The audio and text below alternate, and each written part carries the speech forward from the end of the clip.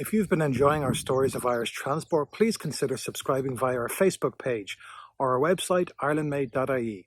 Thank you for your support. Keep watching Ireland Made.